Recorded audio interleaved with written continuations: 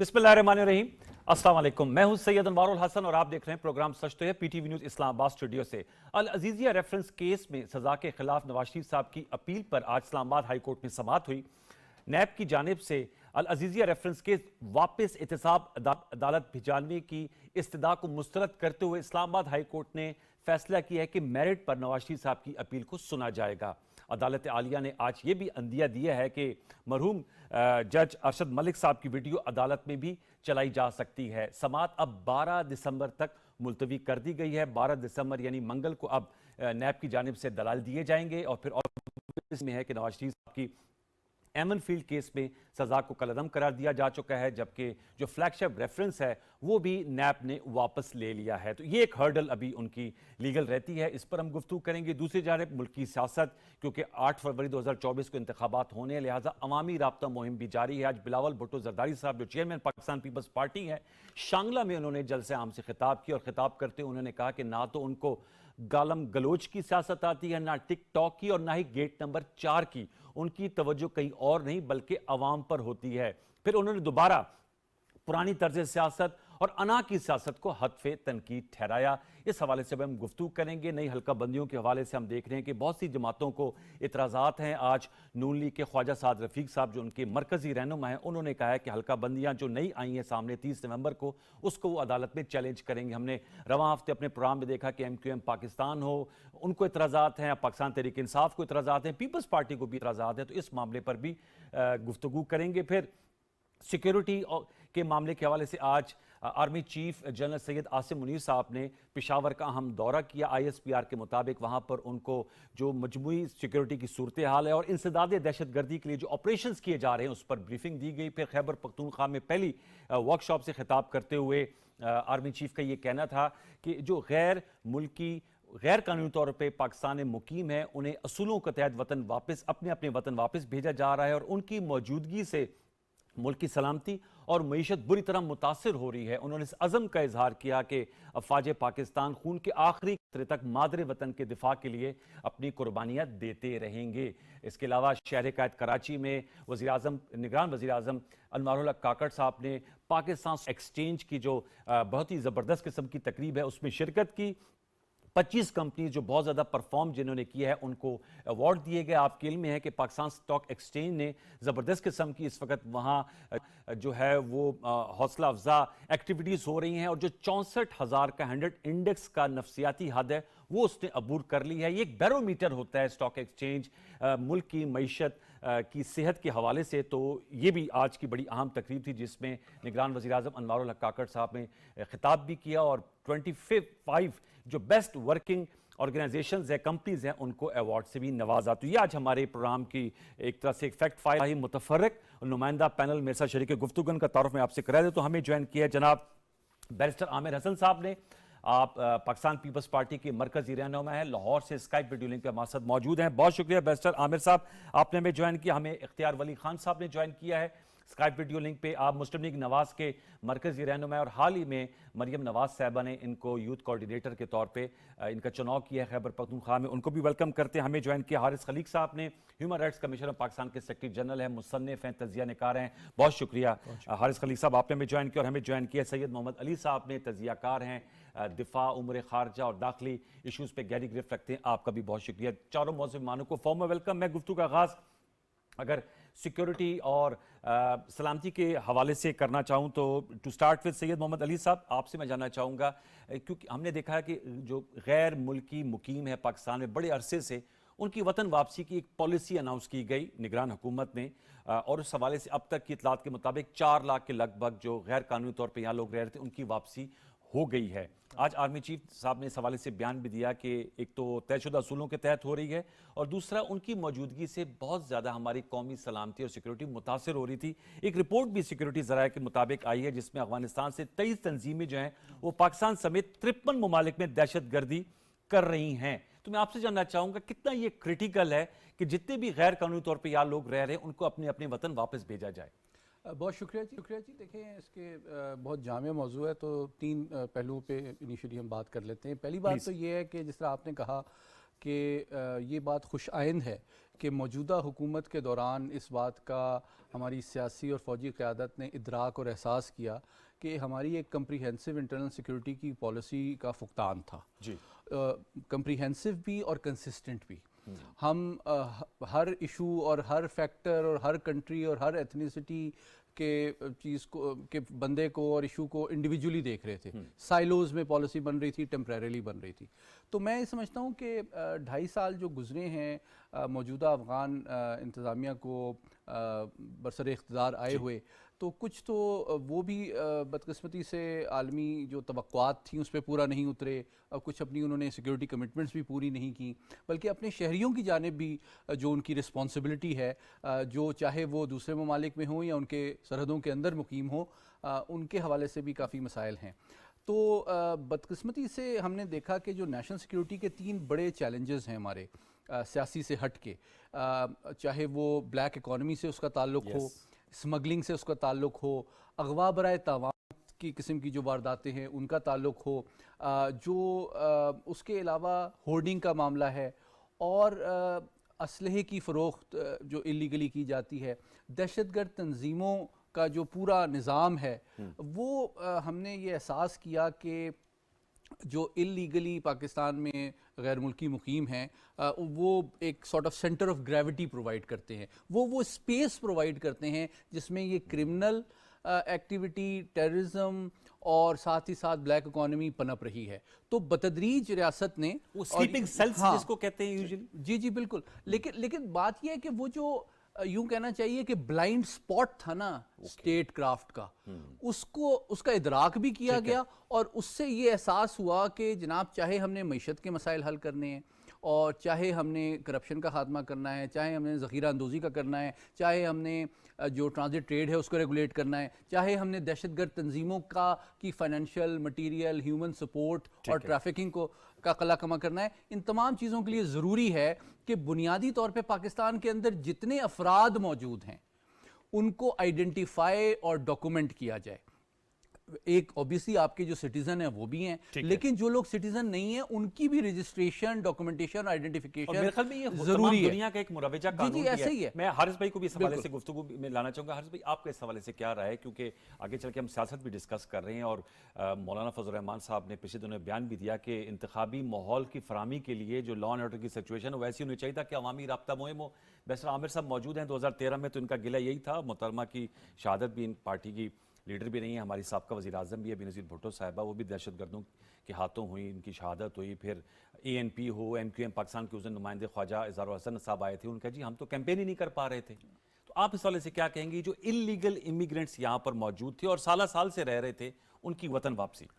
देखिए अनवार, मैं समझता हूँ कि पाकिस्तान का जो एक पॉलिसी लेवल पे, जैसे डॉक्टर साहब ने भी बात की, जो एक हमारी नाकामी रही है माजी में तारीख़ी एतबार से, वो ये कि हम एक बड़ी तादाद में, हमने मिलियंस में मुहाजिरीन को पनाह दी है और उनको उनके रोज़गार का बंदोबस्त किया है। उनके लिए आलमी इमदाद तो एक वक्त के बाद ख़त्म हो गई थी, तो वो हमारी मईशत का हिस्सा बने रहे। लेकिन मैं इसमें आपको याद दहानी कराऊँ कि पाकिस्तान ना 1952 का जो रेफ्यूजी कन्वेंशन है UN का, ना उसका सिग्नेटरी है, और ना 1967 की जो सब्सिक्वेंट प्रोटोकॉल है उसका सिग्नेटरी है। ये मैं समझता हूँ कि ये हमें देखना पड़ेगा, और हमें अगर आप उसके सिग्नेटरी नहीं भी थे, एक तो आप कुछ रिजर्वेशंस के साथ बहुत से काम कर सकते हैं, आपने जो उनमें कमिटमेंट्स हैं उससे कहीं ज़्यादा किया है, लेकिन आप उन इंटरनेशनल जो इंस्ट्रूमेंट्स हैं उनको आप रेटिफाई नहीं किया। साथ साथ आपने अपनी मुल्क की कोई पॉलिसी नहीं बनाई, यानी आपके तमाम जो कवानीन हैं, जो एक्ट्स हैं, जो फॉरेनर्स एक्ट है वो भी आज से 70 साल पुराना है, आपने कोई कवानीन में कोई जो एक खातिर खा तब्दीली होती है जो दरकार होती है वक्त के साथ, वो नहीं की। लेकिन मैं इस सिलसिले में एक अर्ज़ करूँ कि वो पॉलिसी इंसान दोस्त होना बहुत ज़रूरी है। ये नहीं कर सकते आप इलीगल कह के, जो लोग 30 साल से 40 साल से यहाँ पनाह गुज़ीन हैं या यहाँ की मईशत का हिस्सा बन गए, जायदादें ले ली हैं या जायदादें उन्होंने ले ली हैं, तो वो किसी की मर्जी से लिए हैं ना। आप उस वक्त कहाँ थे जब 80 की दहाई में ये मुहाजिरीन यहाँ आए हैं पहली मरतबा? तो अब उनकी यहाँ शादियाँ हो गई हैं, उनके बच्चे हैं। तो आप ज़रूर जो गैर कानूनी तारकीन वतन हैं जो कहीं और से यहाँ आए हुए हैं और उन्होंने रजिस्टर नहीं किया है, या वो ऐसी सरगर्मियों में मुलविस हैं जो पाकिस्तान के मफाद में नहीं है, तो उनको पहले आप रजिस्टर करें और उसके बाद एक इंसानी हमदर्दी की बुनियाद पर उनकी तरफ सलूक होना चाहिए। चूंकि वो इलीगल 80 की दहाई में तो नहीं थे, हमें तो ये बताया जाता था जब हम बच्चे थे कि हमारे भाई हैं, और वो हमारे साथ वाले घरों में, ख़ास तौर पे खैबर पख्तूनख्वा में और कराची में और बलूचिस्तान में उनकी तादाद बहुत ज़्यादा थी जी। और वो सारे के सारे जो थे वो भाई थे आपके, तो वो रातों रात तो इलीगल नहीं हो गए। तो इसका मतलब है कुछ हमारी सतह पे भी कुछ एक चीज़ों को दुरुस्त करने की ज़रूरत है। और बड़ी खुशाइन बात है कि अगर हमारे पॉलिसी साज़ों को और हमारे फैसला साज जो पाकिस्तान के जो सियासी इदारे हैं उनको ये बात समझ में आ जाती है कि हमें फौरी तौर पर करना है, पर फिर आप एक प्लान बनाएं और उस प्लान के तहत उन्हें रिपैट्रिएट करें, ठीक है, या उनके लिए कैंप्स का बंदोबस्त करें। और उसके लिए UNHCR है, IOM है, उनसे ये मुतालबा किया जा सकता है कि ये बैनुल अक़वामी रेफ्यूजीज़ हैं। एक मुख्तसर बात मैं इसमें इजाफा कर दूं, लंबी मैंने बात कर ली, कि एक अंग्रेजी में जिसको कहते हैं ना कि रेफ्यूजी और एक असाइलम सीकर, पाकिस्तान में उसमें भी कोई तफरीक नहीं, ये बड़ा अहम नुक्ता है। तो अब अगर फर्ज करेंगे कुछ लोग वहाँ जो इस वक्त काबुल में सूरत हाल है, ये जो काबुल में सरकार है उसकी जो मसाइल हैं और उसने जिस तरह का उसका ख़वातीन की तरफ या दीगर तबकात की तरफ रवैया है, या कुछ ऐसी एथनिसिटीज़ वहाँ हैं, तो वो उन्होंने पाकिस्तान में असाइलम लिया है। लेकिन हमारे यहाँ चूंकि कोई तखसीस नहीं है रेफ्यूजी और असाइलम सीकर्स में, तो ये भी बनाने की, ये भी तय करने की जरूरत है। इस पे भी मैं दोबारा लौट के आऊंगा। बैरिस्टर आमिर साहब को मैं शरीक गुफ्तगू करूंगा। बैरिस्टर साहब, ज़ाहिर बात है आप चूंकि लीगल एक्सपर्ट भी हैं, अभी बिलावल साहब की स्पीच पे भी हम डिस्कस करेंगे, और जो इस वक्त पार्टी पोजीशनिंग है, पॉलिटिक्स हो रही है, ये सवाल आपसे भी करना चाहूंगा। आपकी क्या राय है जो नुक्ता हारिस खलीक साहब ने उठाया कि असाइलम सीकर यानी जो पनाह मांगने वाले लोग होते हैं, जो पनाह ली जाती है, और दूसरा जो रेफ्यूजीज हैं, जो मुहाजिरीन हैं, उनमें भी तखसीस होनी चाहिए। और ये जो सर पॉलिसी है, इन प्रिंसिपल आपसे भी बात हुई थी, आपने कहा इसको आप सपोर्ट करते हैं कि जो लोग गैर कानूनी तौर पे रह रहे हैं, अगर काफ़ी अरसे से भी रह रहे हैं, तो अब एक टाइम भी दिया गया था 1 माह का, और उसके बाद से भी अब रिपेट्रिएशन हो रही है, इस सिलसिले को आगे बढ़ाना चाहिए। बहुत शुक्रिया। देखिए अनवार साहब, ये अफगान पॉलिसी जो हमारी 70s के एंड पे या 80s में ज्यादा जोर शोर से जो रही, ये सब सारे उसके असरात हैं। और जब हम पे असरात बढ़ते हैं, हम बड़ा रिएक्शन के तौर पे हर गवर्नमेंट को इकदाम करने की कोशिश करती है। जैसे कि दहशतगर्दी जब बढ़ती है, उसके तालिबान हम देखते हैं, हम कोशिश करते हैं कि हम इसे एड्रेस करें, या जब कभी स्मगलिंग बहुत हद से बढ़ जाती है या ऐसे मामला आते हैं, तो फिर हम बाती तौर पे इसकी तरफ होते हैं। मैं बिल्कुल अग्री करता हूँ पहले दोनों पार्टिसिपेंट से, जैसे हारिस साहब ने भी फरमाया कि हमें अब एक पॉलिसी बनानी पड़ेगी, और वो एक ऐसी पॉलिसी होनी चाहिए कि जो किसी एक गवर्नमेंट की ना हो, वो स्टेट पॉलिसी। और जो स्टेट पॉलिसी होती है, फिर वो स्टेट में कोई भी गवर्नमेंट आए उसे टो करना पड़ती है। हमें ये जो बताया गया था हमारे भाई हैं, ये बिल्कुल बिला शक हमारे भाई हैं, लेकिन इसी रिलीजन से हम भी किसी के भाई हैं। हमारे 30-30 साल से लोग सऊदीया में, मिडिल ईस्ट में हैं, उन्हें वहां पे शहरियत नहीं मिलती है, उन्हें बड़े महदूद वहां पे हकूक होते हैं, तो क्योंकि उनके कवानीन है। इसी तरह हमारे मुल्क के भी अगर कोई कवानीन होते तो हम आज इस मुसीबत में ना होते। हम समझते हैं कि ये पॉजिटिव स्टेप है जो इस गवर्नमेंट ने लिया है, केयर टेकर गवर्नमेंट ने। उसकी एक वजह ये भी है कि जो प्राइम मिनिस्टर साहब हैं, प्राइम मिनिस्टर साहब भी और इंटीरियर मिनिस्टर भी, इनका ताल्लुक बलोचिस्तान से है, और ये इस सूरत हाल को ज्यादा बेहतर अंडरस्टैंड भी कर सकते हैं, और उसके हल के लिए भी मेरे ख्याल से सीरियसली जो भी वो इकदाम ले रहे हैं बेहतर है। इसमें मेरे ख्याल से इसे बढ़ाना पड़ेगा, सैम्बेट को और इसके अंदर पॉलिटिकल पार्टीज को और आपके दूसरे तबकात को शामिल करके एक अच्छे तरीके से, जहाँ पे इतनी मेहमान नवाजी की है, तो हमें यह भी बताना पड़ेगा। और अगर हमने मेहमान नवाजी एज रेफ्यूजीज उनकी करनी है, तो फिर UN को चाहिए कि वो हमारी मदद करे उसी तरह, क्योंकि रेफ्यूजीज को फिर सिर्फ हम नहीं ले सकते।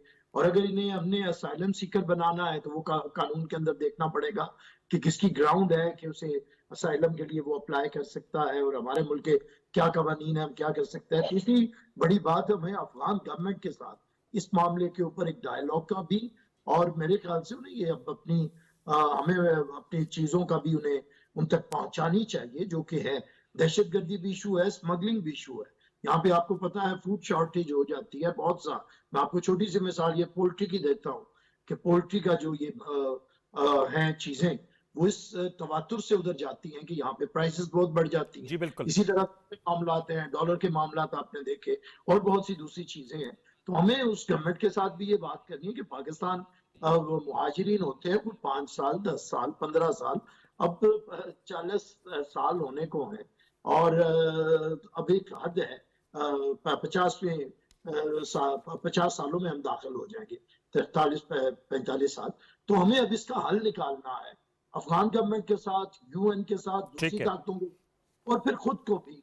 ठीक है As बैसल a साहब, आपका सर नुक्ता आ गया। मैं जरा इख्तियार वली साहब से भी सर उनके भी राय ले लूं, फिर मैं ब्रेक पे जाऊंगा। इख्तियार साहब, चूंकि आपका ताल्लुक नौशहरा से, और नौशहरा में तो सबसे बड़ा कैंप लगा हुआ होता था, जलोजई कैंप, मेरा भी जाने का इत्तेफाक हुआ। आज आर्मी चीफ पेशावर में मौजूद थे, और हम हमारे जो ऑनरेबल पैनलिस्ट हैं उनसे हम डिस्कस करें, जो उनकी स्टेटमेंट आई है कि निगरान हुकूमत ने फैसला किया था कि जो गैर कानूनी तौर पे गैर मुल्की पाकिस्तान में मुकीम है वो अपने वतन वापस चले जाएं। फिर एक टाइम पीरियड दिया गया और उसके बाद से जो रीपैट्रिएशन है वो जारी है, और 4 लाख के करीब अफराद अपने अपने वतन वापस जा चुके हैं। आर्मी चीफ का कहना था कि इनकी मौजूदगी से मुल्क की मईशत और सलामती पर बुरी तरह मुतासर हो रही है। अपना अपना मौकफ सामने आया है। पीपल्स पार्टी ने भी कहा है कि इन प्रिंसिपल इसको बैसल आमिर साहब कह रहे हैं वो सपोर्ट करते, लेकिन पॉलिटिकल पार्टीज को भी शामिल किया जाए। साथ में हारिस खलीफ साहब ने मुद्दा उठाया है कि एसाइलम सीकर और रेफ्यूजी में भी तखसीस होनी चाहिए। क्या कहेंगे इख्तियार वली साहब? आप तो चूंकि खैबर पख्तूनख्वा बिलखुसूस नौशहरा से ताल्लुक है, आप लोगों ने तो इन तमाम चीजों को, मराइल को देखा है पिछले 40-45 साल से। देखिए जी, शुक्रिया अनवार साहब। बात यह है ना कि मुझे ये बताइए कि पाकिस्तान तो चले बाद में डिस्कस करते हैं, दुनिया के इस रोए जमीन पर कोई ऐसा मुल्क है जहां पर आपको इतनी पनाह मिल सके कि आप 40 साल और 50 साल वहां पर बैठे रहें?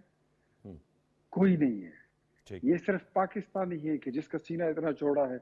हम समझते हैं कि बॉर्डर के उस पार जो लोग हैं वो पठान है या हमारे पड़ोसी हैं या मुसलमान है, वटेवर, वहां पर मुसीबत आई हमने उनको पनाह दी। लेकिन आपकी मईशत पर लाजिमी बात है, जब आप लाखों लोगों को वो आते हैं और यहाँ पर वो आपके एरिया में वो रिलोकेट हो जाते हैं, माइग्रेट हो जाते हैं, तो उसके साथ आपकी मईशत पर, आपके बाजार पर, आपकी तिजारत पर, सारी चीजों पर फर्क आता है। दूसरा मैं एक बात आपको यहाँ पर बता दूं कि जो पाकिस्तान में जितनी ये डॉलर की इंस्टेबिलिटी थी, वो चेक किया गया तो वो उसके ताने बाने मिलते जाते हैं उन लोगों से जो अफगानी हैं और वो यहाँ पर बेस्ड हैं, कराची में, पेशावर में, इस्लामाबाद में, लाहौर में, और वो मार्केट से डॉलर लेकर फिर वो अफगानिस्तान को बॉर्डर के रास्ते यहाँ पेशावर से वो डॉलर की स्मगलिंग में इन्वॉल्व थे। अच्छा, फिर बहुत सारे जो टेररिज्म के वाकयात हैं उसमें बहुत सारे लोग ऐसे हैं जिन्होंने फैसिलिटेशन की है।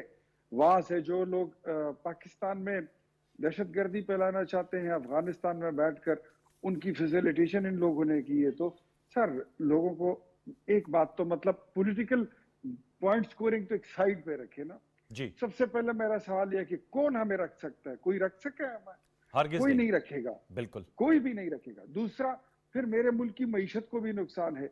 अब डॉलर की स्मगलिंग में भी इन्वॉल्व हो, फिर टेररिज्म की आप फैसिलिटेशन में भी इन्वॉल्व हो, तो सर आई थिंक के मामला बहुत ज्यादा। लेकिन जो हारिस खलीक साहब का नुक्ता ये था, इख्तियार वली साहब, हारिस खलीक साहब का नुक्ता ये था कि 40 साल से मतलब उनकी तो पूरी एक नस्ल यहाँ पर जवान होके, जिसे कहते हैं मिडिल एज में आ गई है, तो वो यहाँ पर रह रहे हैं, शादियां कर ली हैं, जायदादें ले ली हैं। तो उस हवाले से उनमें, और जो तालिबान हुकूमत के आने के बाद बहुत से ऐसे लोग भी पाकिस्तान आए जिनको थ्रेट था वहां पर, तो उस हवाले से उस चीज को भी देखा जाना चाहिए इनके नुक्ते के मुताबिक। उस पर आपकी क्या राय? देखिए जी, अगर आप शादियों को इसके लिए ये नुक्ता बना लें कि इनकी शादियां हुई हैं तो इनको यहाँ से नहीं जाना चाहिए, अगर ये नुक्ता आप उठा रहे हैं तो I am totally disagree with this point. Because क्या हमारे लोगों की शादियां अमेरिका में नहीं होती?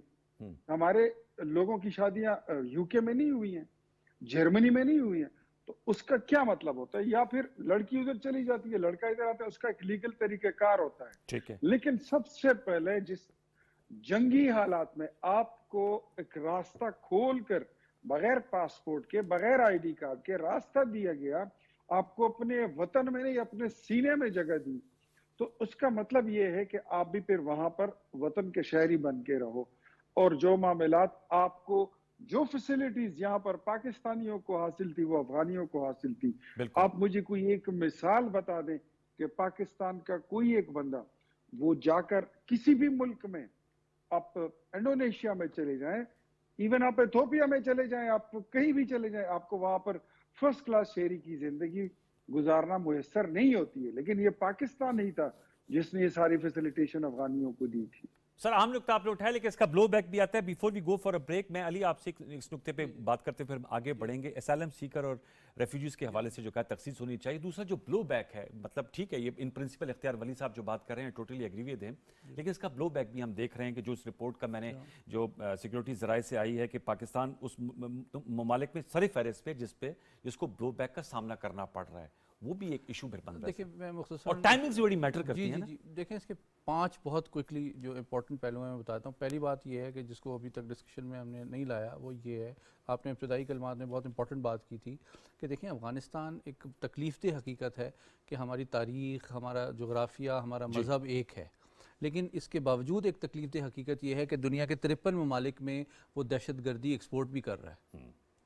तो मैंने देखें मेरा जो हमसाया है वो मुसलमान भी है, मेरा घर में आना जाना भी है, एक गुडविल भी है, लेकिन अगर पूरे मोहल्ले में और माशरे में वो ड्रग्स फैला रहा है, वो इलीगल आर्म्स बेच रहा है, वो दहशतगर्दी में मुलव्वस है, तो मेरे हमसायगी के ज़्यादा ज़रूरी ये बात नहीं हो जाती कि मैं अपने आप को और अपने घर वालों को उसके इलीगल इररिस्पॉन्सिबल बिहेवियर से बचाऊं। अच्छा एक क्विक मुझे बात ये करने दीजिए कि देखें हमारी सिंपथी, सपोर्ट, ह्यूमैनिटेरियन कंसिडरेशन अपनी जगह है। इसका ये मतलब बिल्कुल नहीं है कि हमें जो है उनके साथ बदतमीज़ी से पेश आना चाहिए, लेकिन जो हमारे रूल्स और लॉज हैं जो उनमें गैप्स थे, जो प्रोसीजर्स में गैप्स थे, उसको ठीक करना ज़रूरी है। और अब देखिए चूँकि बदकिस्मती से 45 साल से वो लोग इस नेट में नहीं आए थे, एडमिनिस्ट्रेटिव डॉक्यूमेंट्री सिस्टम का हिस्सा नहीं बने थे, तो उनको बनना चाहिए। और तीसरी बात जो सबसे इंपॉर्टेंट है, मैं अपील करूँगा आपके ज़रिए से अफ़गान हुकूमत कि जनाब देखें अगर आप चाहते हैं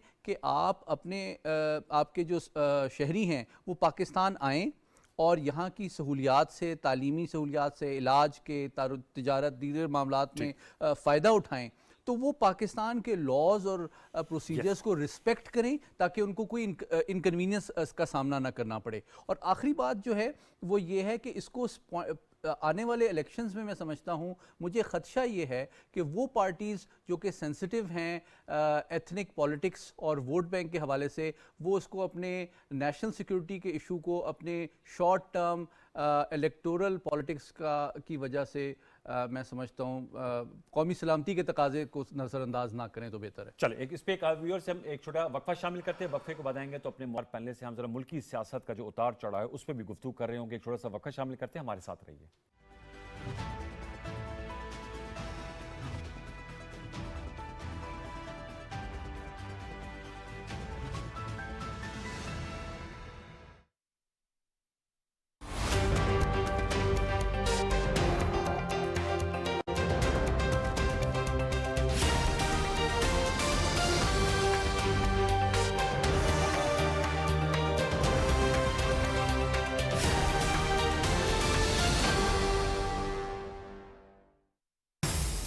Welcome to Star and Style Season 4.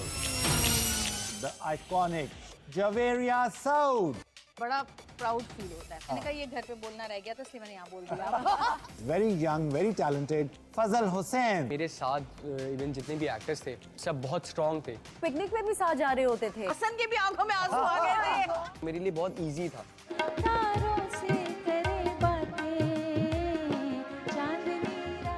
Character जो था बड़ा इनोसेंट, नाइव सा। भैया नहीं है ऐसा बिल्कुल भी नहीं।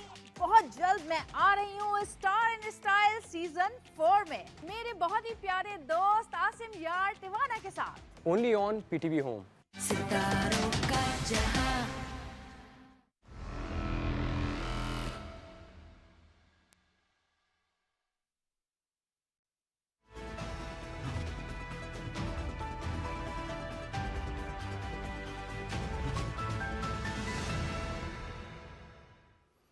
एक दफ़ा फिर आपको खुशामदीद कहेंगे। हारिस खलीक साहब, सैयद मोहम्मद अली साहब, इख्तियार वली खान साहब, बैसल आमिर हसन साहब हमारे साथ मौजूद हैं। हारिस खलीक साहब, मुल्क की सियासत में अब पॉलिटिक्स ज़ाहिर बात है, इलेक्शंस के दिन करीब आ रहे हैं, इलेक्शन की फहरिस्तें भी आ गई, नई हल्का बंदियाँ भी आ गई हैं और इलेक्शन शेड्यूल भी अनाउंस होने वाला है। किस तरह देख रहे हैं इस दफ़ा की जो इलेक्शनियरिंग हो रही है? अगर पीपल्स पार्टी से स्टार्ट करें तो बिलावल भुट्टो साहब की जो कैंपेन है, आज भी उन्होंने कहा कि ना वो गालम गलोच की सियासत करते हैं, ना टिकटॉक की, ना गेट नंबर 4 की, अवामी सियासत करते हैं। तो इस दावे के हवाले से, और वो पुरानी तर्ज सियासत को भी हतवे तनकीद ठहरा रहे हैं, क्या कहेंगे उनकी जानिब से ये जो बयानिया बनाया जा रहा है? अच्छी बात है। अगर कोई आपके जवां साल सियासतदान जो हैं वो मैदान में आते हैं और जो पुराने तरीके जो पाकिस्तान की सियासत में रहे हैं, जिनकी तरफ उन्होंने इशारा किया, वो अगर उनको बदलने की कोशिश करते हैं और ईमानदारी से उस पर अमल पैरा होते हैं तो बहुत अच्छी बात है। मैं नहीं समझता कि इसमें कोई ऐसी एतराज़ की बात है अगर बिलावल साहब ये कह रहे हैं, क्योंकि बात यह है कि एक पाकिस्तान में जो ख़ास तर्ज़ सियासत रही है, जो उसका एक स्ट्रक्चर रहा है, वो एक नौआबादियाती निज़ाम रहा है। और उस नौआबादियाती निज़ाम में जो आपके permanent institutions of the state हैं वो पार्लियामान पे और अवामी जमातों पे गालिब रहे हैं। तो इस तवाज़ुन को बदलने की ज़रूरत है और इस तवाज़ुन को ऐसे ही बदला जा सकता है जब एक अवामी सियासत की जाए। और ये सिर्फ पीपल्स पार्टी तक महदूद नहीं है, बल्कि हर जमात को इस पर नज़र षानी करना चाहिए। जोश साहब का एक शेर मुझे याद आ गया, वो मैं सुना देता हूँ कि पस्ती से जवां नस्ल चले सूए बुलंदी, रस्ते से जो हट जाएं बुजुर्गान गिरामी। तो मेरा ख्याल है ये हर शोबे में पाकिस्तान में होना चाहिए। अच्छा। और क्योंकि एक बिल्कुल 21वीं सदी का की पहला रुबा हम तकरीबन मुकम्मल कर चुके हैं। ये बिल्कुल एक नई दुनिया है और हमारी सियासत अभी 80 और 90 की दहाई से जो पुराने हमारे सियासतदान हैं वो आगे नहीं बढ़ पा रहे हैं। तो मेरा ख्याल है कि इसे भी समझने की ज़रूरत है। मगर ये महज सियासतदानों को इसको समझने की बात नहीं है। ठीक है। ये पाकिस्तान की अदलिया, अस्करिया, पाकिस्तान की नौकरशाही, पाकिस्तान के जितने इदारे हैं जो पुरानी तर्ज पर चल रहे हैं, चूँकि ये हमें विरासत में मिले थे ना अंग्रेज़ से, तो उनको भी एक जदीद जमहूरिया कैसे चलाई जाती है, उसके क्या तकाजे होते हैं, उसमें लोगों की ज़रूरियात कैसे पूरी की जाती हैं और वो आज की नस्ल की ज़रूरियात हैं क्या। तो ये सब बातें मैं समझता हूँ कि ज़रूरी हैं। Very Fairlie put up. मैं इख्तियार वली साहब आपका कमेंट लूंगा, फिर बैसर आमिर साहब के पास जाऊंगा। शांगला में आज मौजूद थे और पैदर पे जलसे कर रहे हैं खैबर पख्तूनख्वा में। आप एक तो ये बताइएगा कि मुस्लिम लीग नवाज की जो अवामी राब्ता मुहिम है, इलेक्शन कैंपेनिंग है, वो खैबर पख्तूनख्वा में इस टॉप लीडरशिप की मौजूदगी में शुरू कब की जा रही है? और दूसरा, उन्होंने कहा ना वो गालम गलोच की सियासत करते, ना टिकटॉक की, ना गेट नंबर 4 की। तो सर ये इख्तियार वली साहब, ये आप लोग भी ज़ाहिर बात है ये सियासत नहीं करते होंगे, तो क्या कहेंगे इस हवाले से जो बिलावल साहब आज शांगला में उन्होंने कहा, और पुरानी तर्ज सियासत जिसमें अनाज की सियासत होती है? देखिए अनवार साहब, मुझे तो ये बात जाहिर है, मैं एक सियासी कारकुन हूँ और इस मुल्क की सियासत को, इस मुल्क की जमहूरियत को मैं अपनी जिंदगी के 33 ईयर्स दे चुका हूँ। अच्छा। तो मुझे तो ये बातें मेरी कानों को तो भली लगती हैं, लेकिन आई होप कि ये सिर्फ लोगों को टेम्प्ट करने के लिए या उनको अपनी तरफ अट्रैक्ट करने के लिए ना हो। बिकॉज हमने देखा कि माजी में कुछ ऐसा एक्सपीरियंस हुआ, जो चेयरमैन पीटीआई थे इमरान खान साहब, साबिक हो गए सर, नए तो आप बैरिस्टर गौर हैं। हाँ जी। जो आप ठीक, जो साबिक चेयरमैन पीटीआई थे, तो वो भी लोगों को कहते थे कि मैं 4-5 लोगों की कैबिनेट रखूंगा, प्रोटोकॉल नहीं लूंगा। हालांकि फिर उसका पैर जो था तो वो हेलीकॉप्टर से नीचे नहीं उतरता था और उसने इतना बड़ा फ्रॉड और इतना बड़ा धोखा दिया लोगों को कि 50 लाख घर कोई बनाने हैं, कोई 1 करोड़ नौकरियां और मदीने की रियासत, नया पाकिस्तान और ये वो। तो अच्छा है, बिलावल साहब अगर अच्छी बात करें तो हमारे कानों को उनकी बातें भली लगती हैं और उसको क्या कहते हैं ना, action speak louder than words. तो एक्शन जो है वो बोलता है और वो नजर भी आना चाहिए। हम तो समझते हैं कि इस तरह हो। और दूसरा, ये टिकटॉक का इस्तेमाल करना, फेसबुक का इस्तेमाल करना, ट्विटर का इस्तेमाल करना, मेरे ख्याल में ये कोई जुर्म नहीं है। ठीक। ये आज के नए जमाने की, नए दौर के कम्युनिकेशन के एक नए गैजेट्स हैं, नए टूल्स हैं। ये अगर होते हैं तो इस पर कोई कबाहत नहीं है, वो भले वो करें, लेकिन वो फेक दावे, फेक वादे, वो जो एक प्रोग्राम होता है लोगों को धोखा देना, वो नहीं होना चाहिए। जहां तक आपने कहा कि मुस्लिम लीग नून का, तो मुस्लिम लीग नून अल्हम्दुलिल्लाह, मुस्लिम लीग नून ने अपने जो कैंपेन है वो जो जो इलेक्शन शेड्यूल से पहले उनका वो हिस्सा है, हम उससे गुजर रहे हैं और बड़े बेहतरीन तरीके से। हमारे पास नौशहरा में, पेशावर में, स्वात में, शांगला में और सूबे के तोलू अर्ज में तकरीबन हमारे साथ लोग शामिल हो रहे हैं और हमारी अभी तक कॉर्नर मीटिंग्स के सिलसिले चल रहे हैं। नौशहरा में आपके मद्दे मुकाबिल परवेज खटक साहब है या पीटीआई है या पीपल्स पार्टी है? तो कौन फाइट है या आप समझते हैं कि परवेज खटक साहब ही प्रिवेल कर जाएंगे? वैसे आपने माशाल्लाह सरप्राइज तो दिया था जब पीटीआई की गवर्नमेंट थी and against all expectations you one the seat, लेकिन दिस टाइम अराउंड तो परवेज खटक साहब दावा कर रहे हैं कि वो नौशहरा जीत के वजीर आला बन जाएंगे। देखिए जी, परवेज खटक साहब तो ये भी कह रहे हैं कि वो, मैं हैरान हो गया हूँ, लोगों को कहते हैं कि मुझे गौर से देखो, मेरी शक्ल को देखो, मैं आपका अगला वजीर आला हूँ। सर तो सर दावा तो कर सकते हैं ना, दावा आप भी कर सकते हैं, वो भी कर रहे हैं, वजीर आला रहे भी है ना। अल्लाह माफी दे, उनको मेरे ख्याल में चस पड़ गई है ना, वो को चस्का पड़ गया है कि वो वजीर आला बन के वो जिस तरह वो उन्होंने अपने वो पावर कॉरिडोर्स को उन्होंने एंजॉय किया था, लेकिन अब नहीं हो सकता, मुमकिन नहीं है। मैं तो उनको कहता हूँ कि सबसे पहले मैं सूबाई में भी और कौमी में भी, हम दोनों में एक दूसरे को compete कर रहे हैं। तो मुकाबला नौशहरा की सियासत में पॉलिटिकल पार्टीज का अपना एक वो है, लेकिन यहाँ पर मुकाबला हमारा और उन्हीं का है। लेकिन आई डोंट थिंक सो कि ये परवेज खटक अगर 4-5 गुना बड़ा भी हो जाए तो उसको जो ज़िमनी इलेक्शन में मैंने शिकस्त दिया था उससे ज्यादा बुरी शिकस्त इंशाल्लाह। चलिए, ये तो अब वक्त बताएगा, ये आपका दावा है, अब उनकी भी हम मौकफ लेंगे या उनकी पार्टी का। मैं बैरिस्टर आमिर साहब, बैरिस्टर साहब, हारिस खलीक साहब ने भी कहा कि बिल्कुल, और आई एग्री विद हिम कि नई तर्ज सियासत या नए तौर तरीके हमें जो है वो अडॉप्ट करने चाहिए, लेकिन जो इख्तियार वली साहब कह रहे हैं कि फेक वादे दावे नहीं होने चाहिए। मैं आपसे जानना चाहूँगा, बिलावल साहब कह रहे हैं, बिल्कुल ठीक कह रहे हैं, जवान साल हैं और पाकिस्तान की 70% आबादी नौजवानों पर मुश्तमिल है और उन्होंने कहा कि मैं लीड करने के लिए तैयार हूँ, लेकिन कुछ सर हमें कोई समझ नहीं आ रही, पीपल्स पार्टी में थोड़ी क्लैरिटी का फुकदान नजर आ रहा है। क्वेटा में जब यौम तासीस था तो उन्होंने कहा बुजुर्गी इशू नहीं है, पॉलिटिक्स और वे ऑफ पॉलिटिक्स होना चाहिए। पहले वो कहा था कि 70 साल के जो सियासतदान है वो अब घर बैठ जाएं। तो बताइएगा इस वक्त who is calling the shots? Asif Zardari साहब लाहौर में मौजूद है जहां से आप हमारे प्रोग्राम में शिरकत कर रहे हैं, बिलावल साहब इलेक्शन कैंपेन कर रहे हैं, तो किस तरह चलाया जा रहा है सारे मामले को पीपल्स पार्टी की सतह पे? देखिए, हमें आसिफ अली जरदारी साहब की बिल्कुल रहनुमाई हासिल है, प्रेसिडेंट है, लेकिन हमें जो लीड कर रहे हैं अवाम के अंदर और वजीर आजम के उम्मीदवार हैं वो चेयरमैन बिलावल भुट्टो हैं। देखिए, कौमों की जिंदगी में ऐसे वक्त आते हैं कि जब आपको एक नस्ल को दूसरी नस्ल को अपने इख्तियारात और आने वाला कल मुंतकिल करना होता है। अभी हारिस खलीक साहब ने फरमाया जोश की बात के रास्ते से जो हट जाएं बुजुर्गाने गिरामी, तो मुझे जो इकबाल की सबसे खूबसूरत जो शायरी लगती है, अगर बुजुर्गाने गिरामी ना हटे तो फिर इकबाल ने कहा था कि सुल्तानी जमहूर का आता है जमाना, जो नक्श तुमको नजर आए मिटा दो। तो ये अब अगर तो वो हमारे कौमी शायर हैं तो फिर उनकी मान लेना कि खिलत को गुलामी से आजाद कर और जवानों को पीरों का उस्ताद कर। देखिए, एक पाकिस्तान के अंदर हमने एक दूसरा दौर देखा है जिसमें नौजवानों को एक पाइड पाइपर ने बहकाया था और वो उन्हें डरने तक लेके चला गया। अब नौजवान नस्ल पुराने लोगों की बात नहीं सुनती।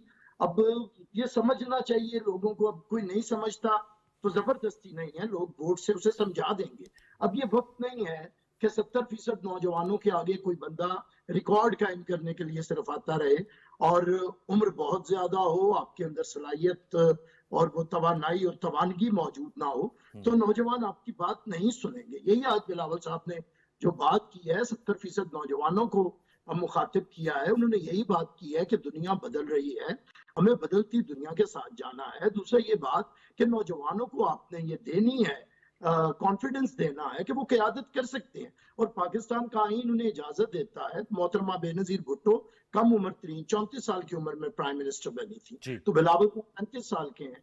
एक तो ये दूसरा, लेकिन जरदारी साहब कहते हैं मुकम्मल तौर पे ट्रेन नहीं है ना। नहीं, ट्रेन तो वो हर बाप, आपके वालिद भी शायद आपको कहते हो, मेरे भी, मुझे मैं वज़ीर आज़म को उम्मीदवार नहीं था ना सर, लेकिन कभी मतलब वो तो मैं अगर वज़ीर आज़म को उम्मीदवार हूँगा तो ये तो मेरे लिए बड़ा फिर प्रॉब्लम हो जाएगा ना। सब आप फिर अगले फिक्रे भी सुन लेने थे ना कि मेरे से ज्यादा पढ़ा लिखा है, मेरे से ज्यादा समझदार है और मेरे से ज्यादा वेल स्पोकन है, ये भी फिक्रा पूरा करे ना। सही बात। उनके वालिद ने साथ साथ ये भी कहा है दूसरी बात यह है कि तजुर्बा कभी भी बाहर बैठने से, मैच देखने से नहीं आता, तजुर्बा खेलने से आता है। यही नौजवान 70% अपने वोट के ठप्पे से बताएंगे कि ये जो बाहर बैठे कह रहे हैं इन्हें तजर्बा नहीं है, तजर्बा नहीं है, कभी इन्हें भी तजर्बा नहीं था जब तक इन्होंने काम नहीं किया था। या अच्छा, 16 महीने में बिलावल भुट्टो ने बतौर वजीर खारजा, जिसकी कल निगरान प्राइम मिनिस्टर ने तारीफ की कि हमारी बहुत सी मुश्किलें दूर हुई उनके काम की वजह से, तो ये दूर हो गया। तो ये तजर्बा और किसे कहते हैं? तजर्बा हासिल करने से आएगा ना, बातें करने से तो नहीं आएगा। दूसरी बात, बिलावल और अवाम के वोट लेने से भी आएगा और कैंडिडेट्स होने भी आएगा। जब हमारी जमहूरियत में तो गिने जाते हैं ना वोट्स, काउंटेड।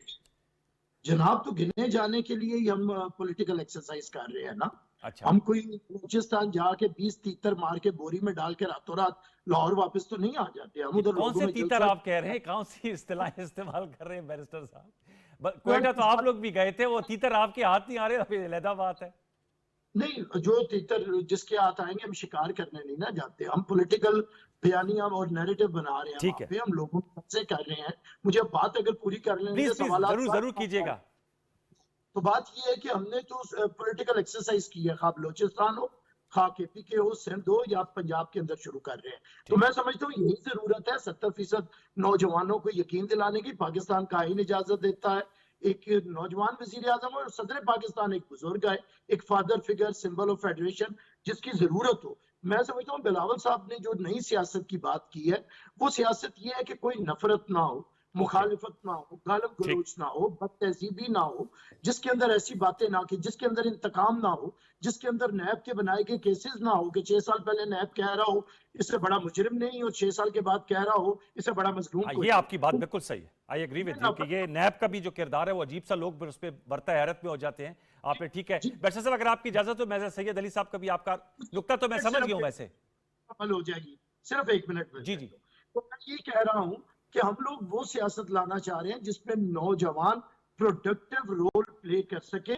और यही जालिब ने कहा था कि ये जवां खून से रात ना रहने देगा, गम में डूबे हुए हालात ना रहने देगा, गासिबो राह से हट जाओ कि हम आते हैं अपने हाथों में लिए सुर्ख अलामात। जनाब जी, आज तो हमारे करंट अफेयर शो में हारिस खलीक साहब और बैशर आमिर साहब की वजह से जो शायरी है वो भी ज़बरदस्त किस्म की हो रही है। इससे अली आप क्या कहेंगे पॉलिटिक्स के हवाले से? बात तो उनकी ठीक है कि नई तर्ज सियासत है, नौजवानों को मौका मिलना चाहिए। साथ में हम देख रहे हैं PMLN जो है वो उनके भी सीट एडजस्टमेंट, सियासी इत्तेहाद और तमाम चीज़ें चल रही हैं। और पाकिस्तान तहरीक इंसाफ का दावा यह है कि अगर बल्ले का निशान बैलेट पेपर पर हुआ तो वोट का ठप्पा बल्ले पे लगेगा। इसलिए मैं पॉलिटिकल साइंटिस्ट की टोपी पहन के जवाब देता हूँ। 4 वजूहात में ऑब्जेक्टिवली देखता हूँ। पहली बात यह है कि देखें, एक तो बिल्कुल ऑब्वियस हकीकत है कि 75 साल कौमों और तहजीबों की इर्तिका में बहुत थोड़ा वक्त होता है। और हमारे चूँकि तजुर्बात जो है वो बहुत बेशकीमत और महंगे भी रहे हैं, तकलीफ़ें भी रहे हैं, तो मतलब हमारा शायद तरबियत का अंसर तेज़ी से आ रहा है। और मैं इसको खुशाइन समझता हूँ। मैं जिस तरह खलीक साहब ने बात की उसको आगे उसकी तायद करते हुए कि देखें ये एक इर्तिका का पहलू है और ये पॉजिटिव और वाइब्रेंट पॉलिटी की नुमाइंदगी करता है कि एक वाइब्रेंट डिस्कोर्स है, कोई मतलब घुटन का माहौल नहीं है सियासत में। ये तो पॉजिटिव एस्पेक्ट है। लेकिन वो जो कह रहे हैं वो क्यों कह रहे हैं, उसके मकासद क्या है? वो 3 मकासद हैं as a political scientist. Number 1 ये कि ऑब्वियसली देखें वो PDM के एक शरीक पार्टनर रहे हैं, बहुत अहम मिनिस्ट्री रही है, पाकिस्तान की खारजा ताल्लुकात की जिम्मेदारी उनके पास थी एक बहुत मुश्किल वक्त में। और मुझे रिकॉग्नाइज़ करने दीजिए कि उन्होंने मुश्किल वक्त में अच्छा काम किया, जबकि उससे पिछली हुकूमत में हमारी ग्रेट पावर्स, अरब दुनिया और दीगर ममालिक के साथ ताल्लुकात को बहुत बुरी तरह से इरेटिकली डिसरप्ट किया गया था। तो उसको रिपेयर करने में उनका बड़ा इंपॉर्टेंट रोल है। हाउएवर अब चूंकि उन्होंने वोटर के पास जाना है, उन्होंने तो वो 3 उनकी स्ट्रेटजी जो है, पॉलिटिकल स्ट्रेटजी में 3 पहलू नज़र आ रहे हैं। एक तो ये है कि ऑब्वियसली वो PDM की बाकी जमातों खुसूसन नून लीग से अपने आप को डिस्टेंस करना चाह रहे हैं, तो आपको हल्का फुल्का उनके ऊपर भी क्रिटिसिज्म नज़र आएगा। जब वो वोटर के पास जाते हैं तो वो जो क्रिटिसाइज़ करता है उनके हुकूमत के दौरानिए को, तो उसको वो अपने आप को डिस्टेंस करके बचाने की कोशिश करते हैं।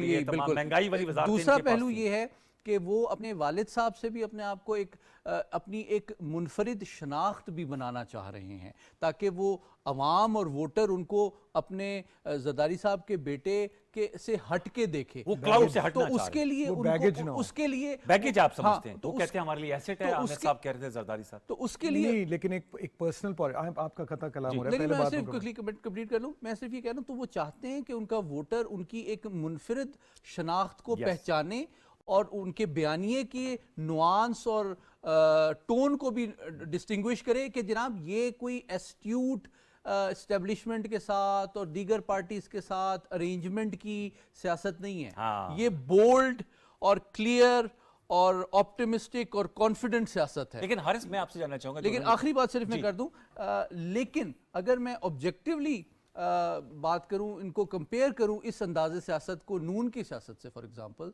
तो आपको फ़र्क नज़र आता है कि इस तरह का ओवर्ट डिसएग्रीमेंट जो आप अपने वालिद साहब से देख रहे हैं और वालिद साहब उसका एतराफ़ भी पब्लिकली कर रहे हैं, शायद ये बाकी पार्टीज़ में इस तरह नहीं है। ये ऐसा नहीं है जो पीपल्स पार्टी में हो कम रहा से है। कम publicly और नहीं है। दूसरा, जो बिलावल साहब चाह रहे हैं कि वो अपने आप को as a future prime minister या एज ए लीडर प्रेजेंट कर रहे हैं, विद जरदारी साहब सिटिंग इन लाहौर और गोइंग टू क्वेटा, और वहां पर वो इलेक्टेबल्स की भी तलाश में है साथ में, तो ये कैसा मिक्स आपको नजर आ रहा है? देखिए, पीपल्स पार्टी जो है वो इस तरह से कहें, यानी उसमें बहुत खराबियां होंगी और हमने देखी हैं कि उनमें बहुत सारी कमज़ोरियां रही हैं जब वो इक़्तिदार में आए हैं, लेकिन पीपल्स पार्टी निस्बतन ज़्यादा मुख्तलिफ़ुल ख़याल लोगों, मुख्तलिफ़ मकातीब के लोगों को साथ लेके चलने वाली जमात है। तो उसमें उस तरह से, मतलब कहने को तो आप कह दें कि भाई भुट्टो ख़ानदान एक डायनेस्टिक पॉलिटिक्स है, लेकिन पीपल्स पार्टी ने यूसुफ रज़ा गिलानी, राजा परवेज़ अशरफ, ये उनके वज़राए आज़म भी रहे हैं, और उस वक्त जरदारी साहब वज़ीर आज़म भी बन सकते थे या किसी अपने ख़ानदान के फ़र्द को भी बना सकते थे। इसी तरह मुख्तलिफ जमातों के लोग उनके चीफ मिनिस्टर, मुख्तलिफ यानी outside the Bhutto clan party के लोग उनके नून लीग की भी रहे, गुलाम हैदर वाइन रहे हैं। नहीं रहे हैं, लेकिन वो पुराने ज़माने की नून लीग थी ना। अब तो ये 3 ज़िलों की पार्टी है ना बुनियादी तौर पे। 3 जिलों की? हाँ बिल्कुल, यानी जो इसके जो डिसीजन मेकर्स हैं वो तो डिसीजन मेकर्स, हाँ, उनकी मैं 3-4 कर लें आप, चलें बहुत कर लें तो उसमें वो पीपल्स पार्टी की साख्त मुख्तलिफ है। इसका ये मतलब बिल्कुल नहीं है कि नून लीग जो है उसको सियासी जोड़ तोड़ करने की और सियासी तौर पर एक अपने बयानिए को आगे लाने से कोई रोकना चाहिए, लेकिन पार्टी की साख्त में फ़र्क है और उसकी बुनियादों में भी फ़र्क है, जिस तरह से पार्टियां वजूद में आई हैं। तो ये मेरा ख्याल है कि एक समझने की बात है। लेकिन जरदारी साहब को जो मैं बात कह रहा था कि वो बैगेज है, देखिए जरदारी साहब एसेट हैं जमात के लिए, और जरदारी साहब बहुत बड़ा एसेट इसलिए भी हैं कि 18वीं तरमीम, नेशनल फाइनेंस कमीशन का नया अवार्ड, और फिर अपनी जो उनकी इख्तियारात थे जो डिक्टेटर्स के ज़माने से प्रेसिडेंट्स के पास थे, वो उन्होंने पार्लियामान को मुंतकिल कर दिए।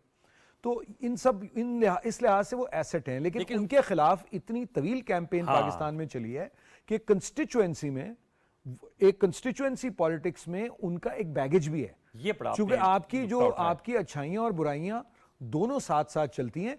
बिलावल साहब उस तरह से उनका उस तरह का बैगेज नहीं है। ये और हम लोग तो इख्तियार वली साहब क्या कहेंगे सर, जो हारिस खलीक साहब ने बात की है कि मुस्लिम लीग नवाज में जो decision making at the top वो महदूद है और पीपल्स पार्टी जो है वो मुख्तलिफ ख्याल लोगों को ज्यादा एकोमोडेट करती है, चूंकि अब आप तो उनकी माशाल्लाह डिसीजन मेकिंग में शामिल होते हैं, देखते हैं कि कैसे सूरत चल रही है, तो क्या कहेंगे इस हवाले से टुवर्ड्स द एंड?